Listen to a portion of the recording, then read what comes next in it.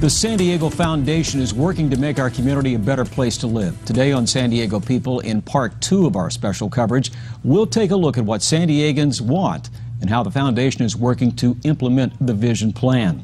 Plus, we'll break down the specific goals of the campaign, including how to make San Diego a model when it comes to the environment, arts, culture, and climate. Joining me right now is the president and CEO of the San Diego Foundation, Bob Kelly. Bob, thanks for being with us. Thanks for having me today. I guess the obvious question right out of the gate is, how did you come up with the vision plan? How did it all get started? Well, it started that the San Diego Foundation started looking at doing our strategic plan as to what we're going to be doing in the future, what areas we're going to focus on. And while we were doing that, we started doing some research, and we started looking at other communities throughout the United States, and we heard about a few other vision plans. Louisiana Speaks was a vision plan that was a result of the hurricanes, and they got lots of community people together to look at the future of New Orleans and Louisiana and what they should do in the aftermath of Hurricane Katrina. Sure. So tremendous success, tremendous movement in terms of a very positive outlook in the future of that area. So we said, yeah, we should be doing something like this. Something like that as well.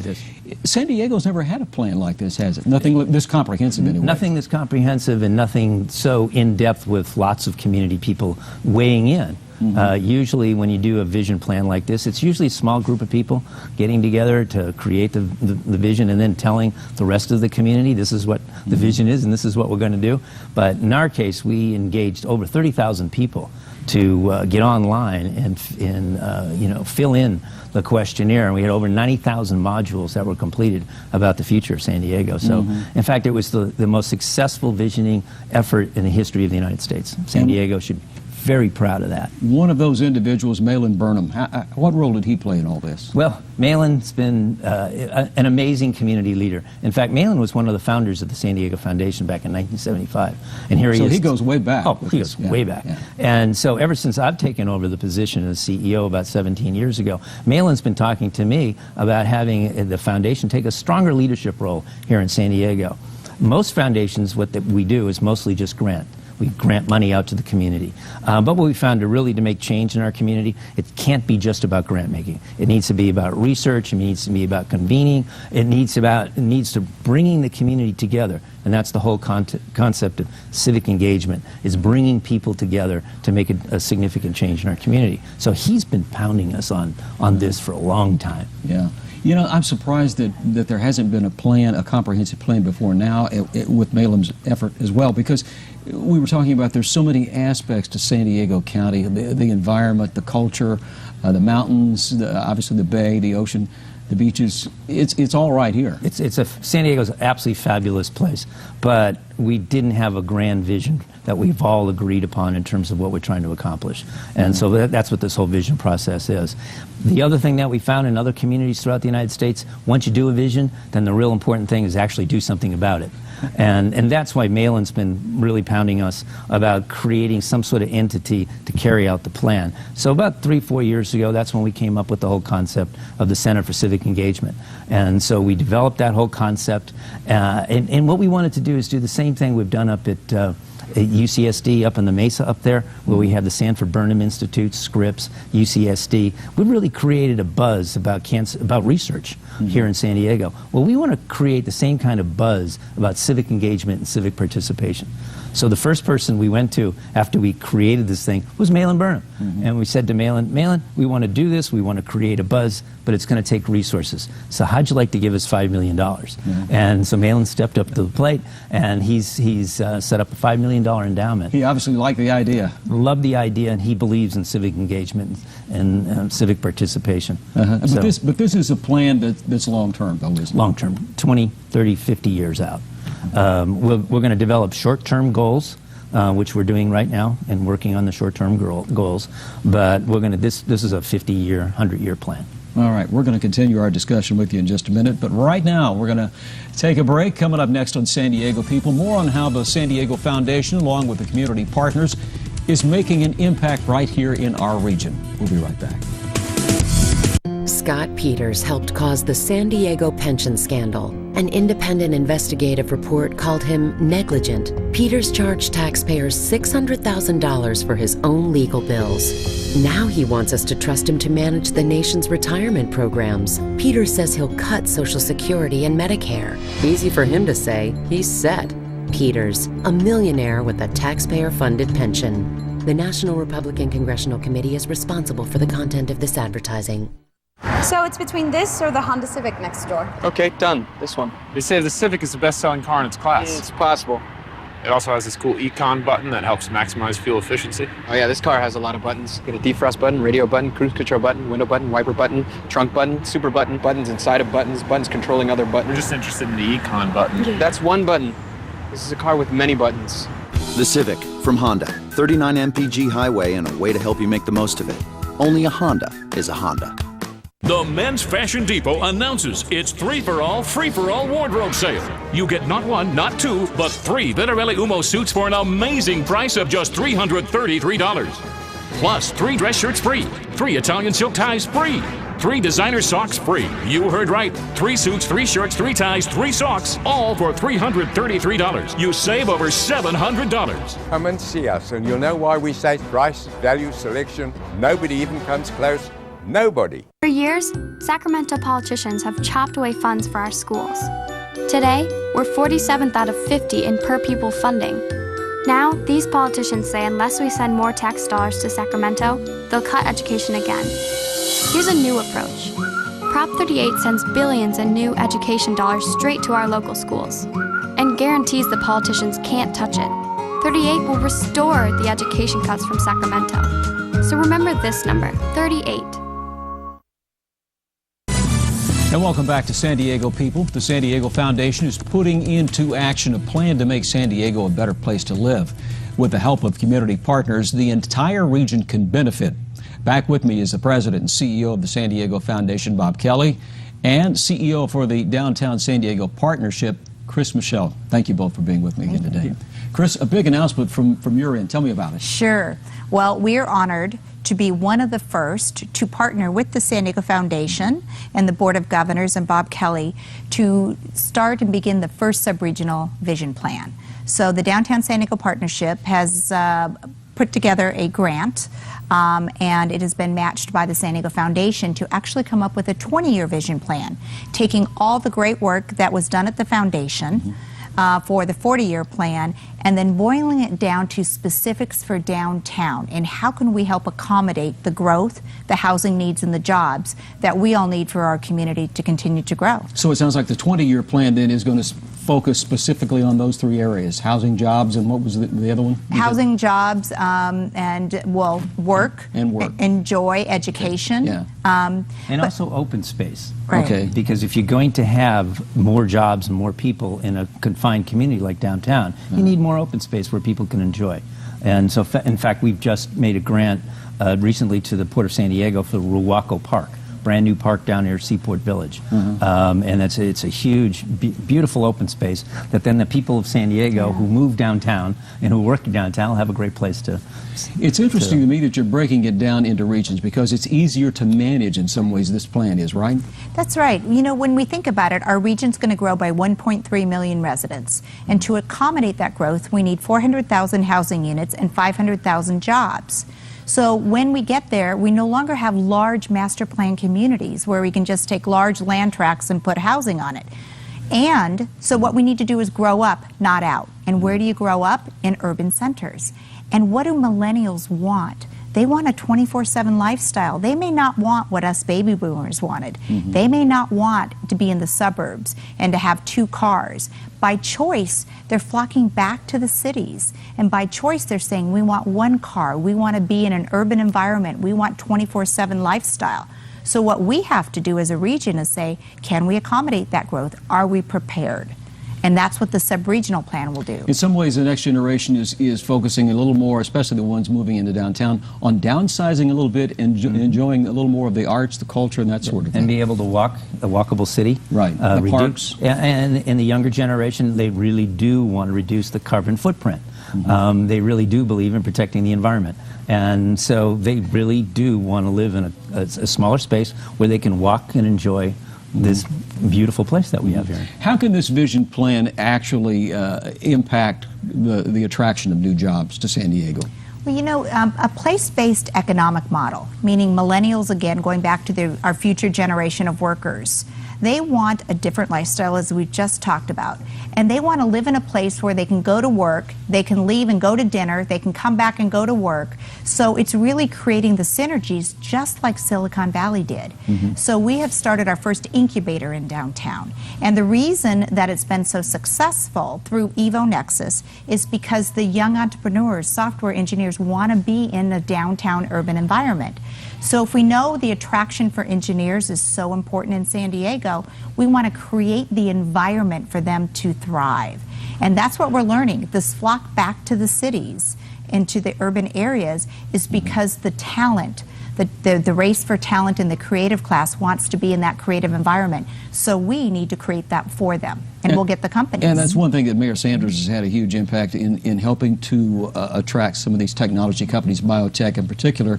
And you're talking about that area, that group of people who want that downtown environment as well, right? That's right. But also, through this vision plan, the importance of the military and what it means to San Diego came out of all of this. And now you can see, you can read about it and hear about it, and you report on it, about how community leaders are getting together to ensure that San Diego is not that impacted by the cuts in the military, because they realize how important the military is now. So the vision made people aware of some of these issues. Yeah, and that's one thing that makes our community so interesting, is that we are diverse. We have the military on one side, the biotech, we have, you know, the tourist industry, colleges, the tourist industry. Well, you know, what we decided, as Bob was just saying, we recognized as a business community that we have three traded economies: the innovation economy, life science and technology, the military, and tourism. And that for every one job we create in one of those three sectors, we get 1.5 jobs in the local economy. So we now, all together collectively in the region, are now working at growing jobs in those three traded sectors so that we can actually grow our economy. And that's what this whole vision project has really given us, is not only clarity around what do the people want, but clarity around what should we be working on to grow our economy. It's got to make you feel good, because this is the first time that really such a plan has been put together that you can wrap your arms around all of the different aspects of San Diego County. And that was one of the problems we had when we decided to do this vision, because there's so many different aspects to this whole plan and so complicated. And it was the most complicated visioning process in the United States. In most visioning processes, they focus on maybe land use and transportation. We covered everything. We covered education, the environment, jobs, housing. We covered everything. And that's what's so unique and so special about this. And San Diego should be very proud of the fact that 30,000 people took anywhere from 15 minutes to 45 minutes to get involved in this. And now the hard work starts, actually implementing it. And Chris and the Downtown Partnership, they're taking a leadership role in making that happen. It's got to be a tough job, Chris, putting this all together. It's exciting. It is absolutely exciting, and we're honored to be partnering with the San Diego Foundation, because this is the first opportunity to say, okay, now we have all this information of what the public wants. How do we create a downtown to give them what they want? And that's what we're going to do. And our outreach is going to be region-wide, because downtown is a regional asset. So we're very excited about it. And we'll be talking to people in Poway, Oceanside, San Ysidro, about what they see as the vision for the future for the downtown region. So we're going to get lots of people from all over San Diego County to weigh in, instead of just talking to the people in central San Diego.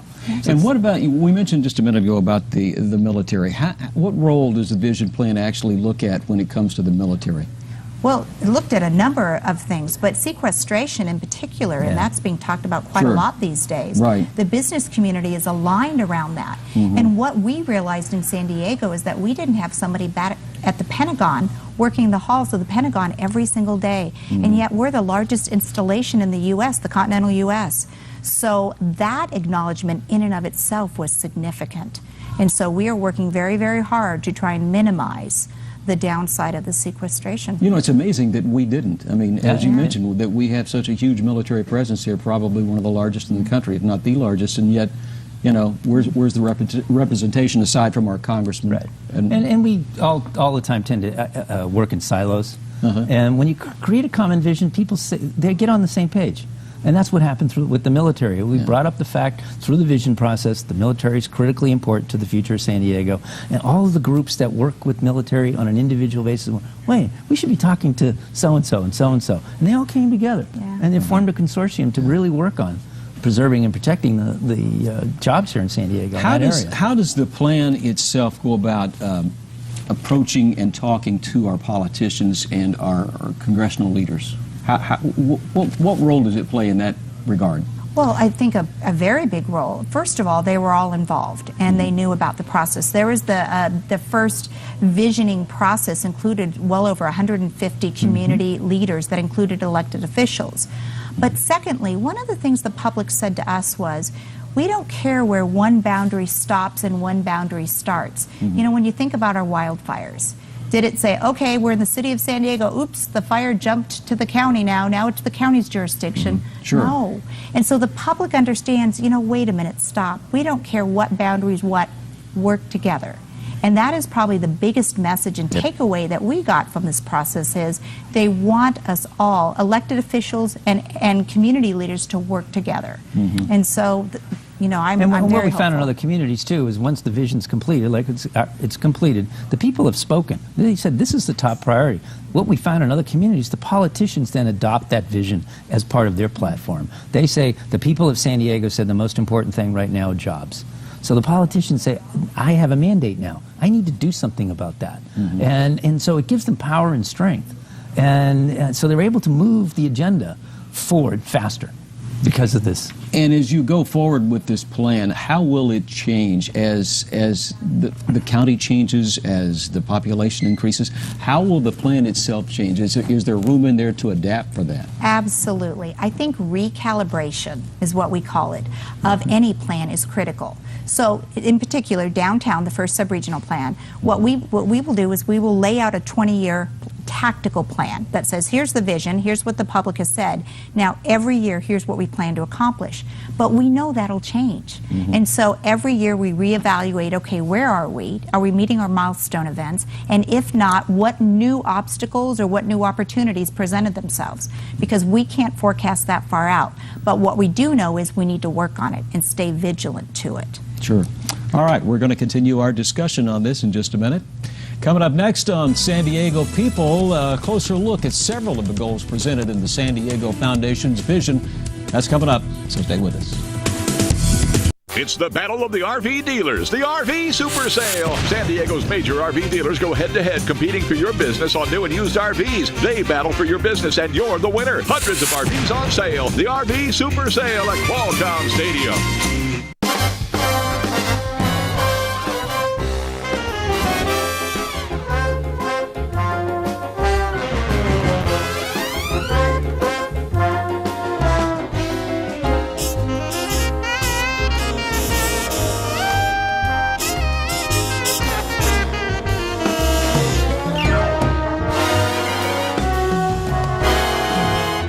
Sequan Casino, all new, reimagined. Gather around, folks. Remember those old westerns where a traveling salesman sells a magic elixir that he promises will fix whatever ails you? Well, there's one in San Diego, Carl DeMaio. He's selling a potion called a Roadmap to Recovery so he can become mayor, but he's just a snake oil salesman. DeMaio says he'll cut taxes, but he's voted for tax increases for his friends. DeMaio wants to cut government, but spends more on his council office than anyone. In the Old West, they ran him out of town. Here, we just vote no on DeMaio. It's halftime during the Cox 10-day sale. Time to make a run to get half off any one of our great services for 3 months. Call today and get half off high-speed internet, half off digital phone, or half off advanced TV with NFL Red Zone with qualifying services. Want in on the action? You only have until September 30th to catch this great deal. Plus, there are even better deals when you bundle. This halftime half-off sale will be gone in a hurry. Call today. It's the battle of the RV dealers, the RV Super Sale. San Diego's major RV dealers go head-to-head competing for your business on new and used RVs. They battle for your business, and you're the winner. Hundreds of RVs on sale. The RV Super Sale at Qualcomm Stadium. This week on Good Morning San Diego, Ravens linebacker Ray Lewis on our Chargers, plus the crazy start to the NFL season. And Trekkies take note. George Sakai beams into our studio. And an extreme warm-up on the way. I'll tell you what to expect this week on Good Morning San Diego. On the Crime Beat, John Soderman, KUSI News. And welcome back to San Diego People. The San Diego Foundation, our Greater San Diego Vision, highlights 7 goals and areas that are most important to San Diegans. And we're going to look at several of them this morning. With me now is Dr. Emily Young, the Senior Director of the Environment Team at the San Diego Foundation, Lisa Bicker, the Chair of the Climate and Initiative, and Felicia Shaw with the Foundation's Arts and Culture Programs. Thank you all for being with us today. Thank you. Thank you. Emily, let me start with you. People really do care about where they live. Parks and open spaces is a huge factor in this vision plan, isn't it? Yeah, absolutely. I mean, one of the things that makes San Diego County a great place to live is it's outdoors, not too surprising. And so one of the priorities that really rose to the top was to ensure that nature is accessible and it's protected and connected throughout San Diego County. We have such beautiful open space out there that a lot of people still haven't really even seen, right? Absolutely. And we've already got one of the most ambitious sets of plans to create an interconnected system of parks and open space. And there are a lot of groups that are working on the ground in many different communities to make those plans a reality. Sure. Lisa, what's your role in all this? I'm a volunteer chair of something called the San Diego Foundation Climate Initiative, which is an initiative that was launched in 2006. And what will you be doing exactly from the standpoint of how it impacts the vision plan itself?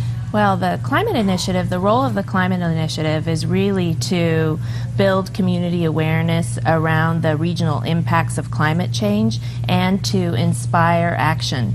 And since 2006, the foundation, honestly under Scott Peters' leadership, who was the chair prior to me, has done some terrific work to build community awareness and bring leaders together. The foundation has, during that time, funded quite a lot of research to better understand the regional impacts of climate change, and understanding that research has then gone on to fund key technical expertise at each of the municipalities to ensure that those municipal entities have the technical resources necessary to build a climate action plan. And what have you seen over the years from the standpoint of climate change just in the San Diego County, Southern California area? What have you learned? Well, certainly what we learned with the visioning process is that San Diegans do really care about their environment, as Emily mentioned, and we all believe as a community that we can blend the environment and the economy. And that's been what has been so gratifying about the Climate Initiative work, is through that process we were able to bring together all 19 municipalities to have a conversation, to inspire a conversation about what really matters to us around climate. What do we look like today? What does our climate inventory look like, city by city and by the county? And what do we need it to look like in 10, 20, and 50 years in order to prosper, not just from an economic perspective, but from an environmental perspective? And it was the Community Foundation, our own foundation, that really inspired that conversation. And now those same 19 cities are out building their own community plans, really action plans, if you will. And Felicia, you're mostly involved in the arts aspect of it, right? Yes. How does the plan address that? Oh, in a huge way. One of the things we found when people came out to the visioning process was how passionate they are about the arts. I mean, I didn't have to sell it at all. They were ready to go. And so what we learned is that people understand that, the arts might inspire us and feed our soul, but also the arts are wonderful at bringing people together, at helping people solve community problems. And so my job is to help translate what was said through the process into actionable programs. And we are already on the ground doing a lot of those right now. Are we going to see some new programs? I know when we talk the arts, I mean, first and foremost, we think about Balboa Park and how beautiful that is. And the ballet and theater and things like that. Theater, you're exactly right. All the things that go on downtown. The kind of programs that we're leaning towards are more actionable. They're more about what the arts can do to bring people together. So it's art helping kids in schools or helping people solve community problems. For example, we have one program where it's all about helping build outdoor spaces through the arts, art-inspired gardens and amphitheaters where people can come together, and maybe by being together we can learn more about each other while celebrating the arts. So in reality, this is more about getting down to the grassroots. It really is. It really is. And dealing with people on that level. It's not about art for art's sake, but what art can do for the community. That's great. And this, too, is a long-term project, right? Very, very long-term. I mean, we had several strategies that came out of the process. Some of them connect to work and jobs. For example, you know, we have 10,000 artists who live in San Diego. Who knew? 10,000 artists that we would like to stay in San Diego, but they need work. And so we're trying to find ways to connect artists with our nonprofit organizations. So we've already launched a program called the Creative Catalyst Program, where they get to work and mentor with some of our nonprofits and create new work of their own and hopefully make money and stay here in San Diego. You know, I'm not surprised at the number of artists because the county is so scenic. I mean, who wouldn't want to come here? Who wouldn't want to come here? But it's tough to live here. It's not very affordable for artists. So we have to figure out a way to get them housing and enable them to work in our schools and get them paid so that they can buy more supplies and hire their other artist friends and create more work. Yeah.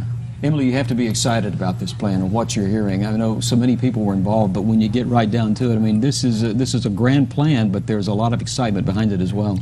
Absolutely. I mean, of course, I love the outdoors. Yeah. I run the environment program at the San Diego Foundation, and so I was really delighted to see that kind of affirmation that the people of our region really care about their parks and their natural lands, and they want to see more work done to help create an interconnected system of parks and open space. Right now we have efforts that are underway all the way from the border in the Tijuana River Valley on up through the Otay River Valley, Sweetwater, the San Diego River, San Diego, all the way up to San Luis Rey.